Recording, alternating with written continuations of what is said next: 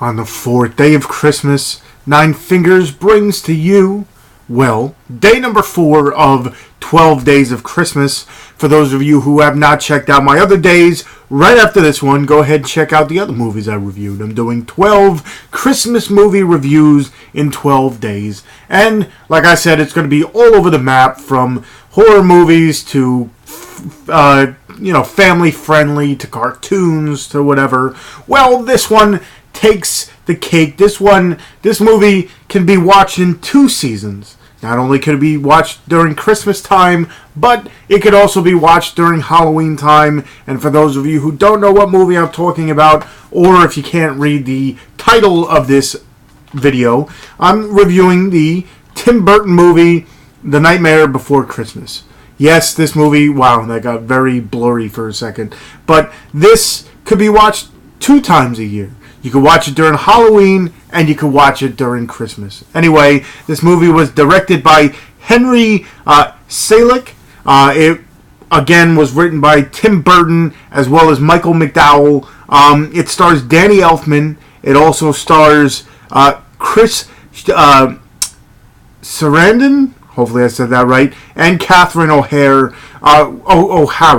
Not starring them, but voice acting, I guess you want to call it, among many other voices, I guess you want to call it. Anyway, this was one of the first claymation movies, if not the first claymation movie that I remember watching.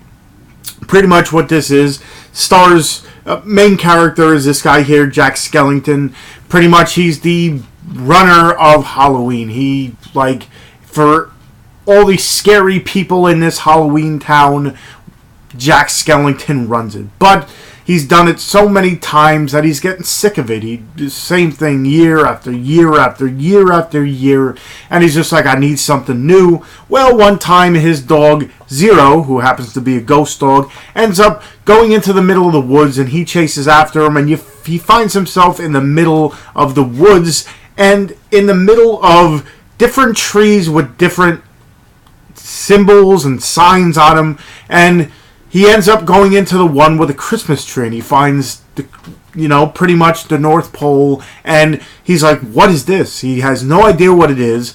I'm guessing the different seasons or different holidays that know about each other, I'm guessing, from this movie. But anyway, he goes into the North Pole one, which I'm guessing it's the North Pole, finds out about Santa Claus, and he's like, listen, now I want to try something new. I'm pretty much a master at Halloween. Let me start doing a Christmas. He learns about it, how there's gifts and everything. So he takes a Halloween spin on Christmas. He ends up kidnapping Santa Claus, and he wants to become Santa Claus for this year. And they're making all these creepy toys, and they're turning, if you haven't seen the movie, pretty much every 10 minutes there's a song, and that, I love the soundtrack to this movie, first of all. If you haven't seen it, the soundtrack is amazing. But anyway, pretty much what happens is he goes and tries to pull off his own style of Christmas, and it doesn't go off right because, who wants a bat for a hat or a rat for a hat, whatever the lyric was. But anyway, let's just say it doesn't go exactly the way he plans, and the end is the end. I don't want to go way too deep into it, especially if you haven't seen it, or if you have, you know exactly what I'm talking about. Like I said, this one's a dual threat. You can watch it at both times. I enjoy it so much. Like I said, one of the first claymation, I remember the behind the scenes, it just takes so long because each little movement, they actually have to move the little figure and then tape it, move it and tape it, move it and tape it. They had 10 different faces for Jack alone, where the mouth is open or a little bit open, and it's just crazy how much. That's why you don't see that much more claymation. I'm sure they could do it a little bit different now with the technology they have, but back then it was literally a tedious job. They said, it would take an hour just to film a 10-second scene or whatever it is, because literally they would just have to move it an inch, and then not even an inch, I'm guessing a fraction of a millimeter to get him to finally move. It's just a really good movie. Like I said, if you haven't seen it, you don't know what you're missing. I'm sure everybody who's watching this review probably has seen this movie, but I had to throw it in there. The 12 Days of Christmas. Again, check out my other reviews where I did Better Watch Out, I did Home Alone, and then I did Elf. So I had, a horror movie, 2 more family-friendly movies, I guess you want to call it, with a comedy thrown in. This one, I guess you can call family-friendly as well, but it's more of a, there's certain scenes that might not be,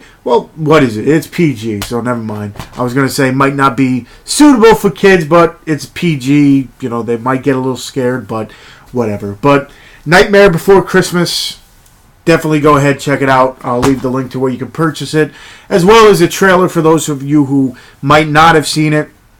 Remember, if you haven't already, hit that subscribe button, not only for the rest of my 12 Days of Christmas that I've done and I'm going to do, but all my other videos, all my other reviews, all my other unboxings, everything else on my channel. Hit that subscribe button, hit that little bell button so you know when I do upload my stuff. Remember to check the description for everything I talk about, the link to the movie, the link to the trailer, which I'm going to put, as well as all my other social medias. I got a Twitter, I got a Facebook fan page, I got an Instagram where I show off the movies behind me, I got a Horror Mino, I got a Stardust app, I got a Snapchat, which I hardly ever use, but check the description so you can check out everything I talk about. And until tomorrow, I'll see you guys.